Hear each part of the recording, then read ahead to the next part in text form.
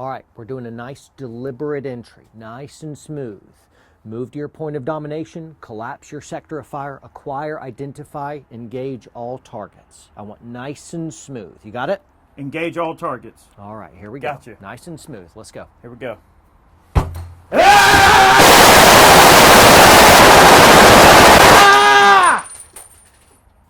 Eric. I did it again, didn't I? We talked about this, man. Do over? Yeah. Sorry, man. I just get so excited. I can't help it. No, it's a lot of freedom.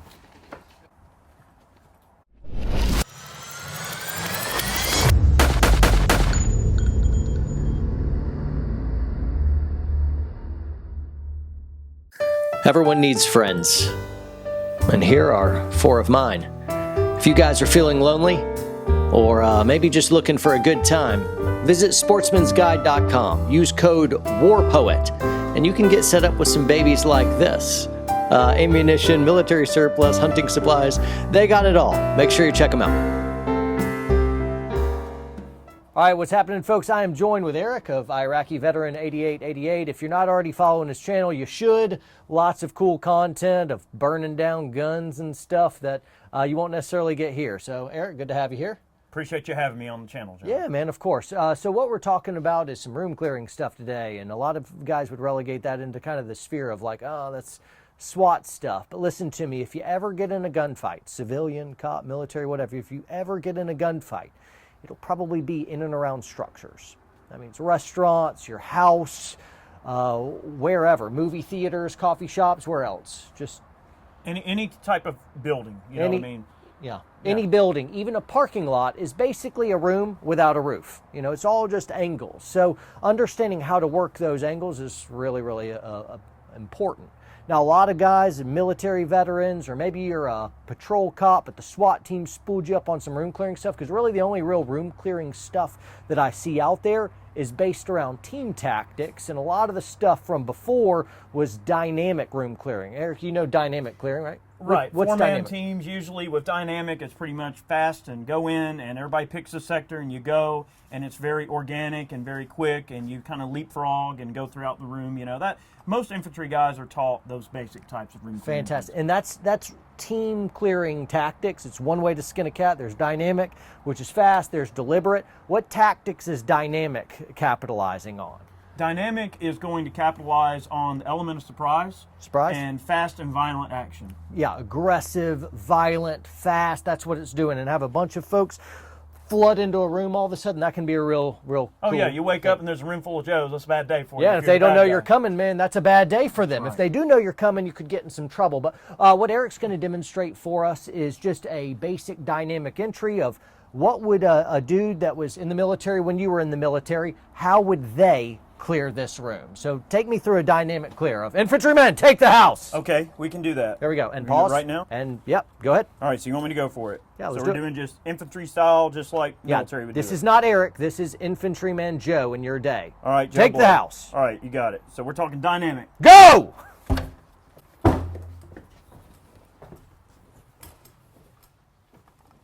And ceasefire. Come on back. All right, so right off the bat, I noticed that you couldn't do it the way that you were likely trained, because you're like, if I point right, they may shoot me left. And so you ended up, instead of going right and committing right to your point of domination, collapsing sector of fire, and then picking up what was behind you, you're like, no, they could be anywhere. And so instead, you kind of point right, point left, point straight, and you're trying to do all the work of a team. Really moving more than you have to. But I bet what would shock you is if I bet you if I put a stack of dudes behind you, you would have moved to that point of domination and hooked either right or left. Of course. But here you kind of stayed in the funnel. You stayed in the middle of the room, pointed right, pointed left. I didn't have a choice. Yeah, and so it really sucks. And so what Eric was showing you, basically, is the difficulty of what happens when you're trained in room clearing tactics as a team, but then all of a sudden you don't have a team. And if a dude who is already spooled up on team clearing tactics ever tries to clear alone, whether you're fighting your way toward a bad guy or more likely maybe fighting your way out, or maybe it's, you know, some people are thinking active shooter scenarios, whatever your context, or it's just a home defense thing. You come home, your door's been kicked in, your wife's car is in the driveway, you've already called police, and you're like, dude could be sawing my wife into pieces. I'm going. And so you end up clearing your way to the misses, whatever context you come up with, I think it's a good idea to be able to know how to cut angles in a good way. So what I wanted to do in this video is give you just a few little tips that could dramatically increase your likelihood of surviving if someone was lying in ambush. Now, Eric, so let's say I'm coming through this door, and I'm going to let you, just as a thought experiment, you can hide anywhere you want in the room and just point a gun at the doorway. Does it matter, you know, of my resume or background? Who's likely to win that fight? Probably the person who's got a gun trained on the fatal funnel. Whoever's got a gun trained on I got to door. burst in this room, collect all this information at once, and you get to kind of barricade down, put a box and a balaka lava over you, and turn out the lights and point at the. Man, your work's really easy, and my work's really, really hard. So you see some of the difficulties. Getting out of that funnel is a very important part of it. Right. That's what, you know, because in my mind, if somebody is not expecting company, let's just say not expecting company in the sense of you don't expecting somebody to kick your door in, and all of a sudden someone does kick in your door, and let's just say you're lucky enough to be somewhat prepared to return fire, that's the first place the bullets are going, is towards where the door got kicked open. Right. Very good. Cool. All right, so I wanted to give you just a few little principles that could immediately increase your survivability. First off is to look at the structure you're dealing with. This has got windows wrapped around two different sides of it, which means it's kind of a suicide mission, especially if you're doing it at night and it's lit out here, you're all backlit, you can't do anything. Here, it's very easy to see out clearly. It's very difficult to see in. If I'm pulled way back off the windows, I can't really see in. If I'm right up on them, by the time I register someone in there, they could just be shooting through the window out at me. So I'd be tempted to clear the room from the outside by walking around the windows. That could end well or really, really badly for me. If I rush in the room, I've got to collect all the room information all at once, and so really, man, you're dealing with some difficult stuff.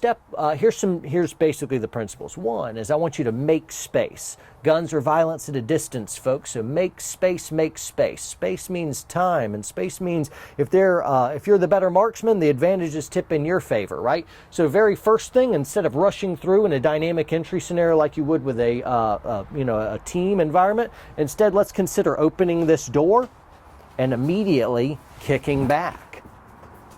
And so I'm way back here. The door's closing on its own, and that really sucks. But you can open the door, get a good look, and now I can clear from the outside first, right? So here, and even this is, I'm too close for comfort. I'm kind of catering to the fact that there's a camera here. I'd want wide swings so that I'd even be able to come arc way over in this area as well. So I'm basically coming here, and here I can basically pie all the way out here, and so if somebody is there when I open the door, I already push open door and get way back, clear, and then I basically pie around. And this brings me to the next principle. One is make space, and the next thing is cut tiny angles, right? Let me go ahead and do this for you, and you guys can stand back just a little bit more. Eric, you can do whatever you want. You can stay in there. So right here, instead of blasting through, oh, I just saw Eric right in there, and I'm watching, I'm backing up. There he is, pop, pop, pop, pop, pop.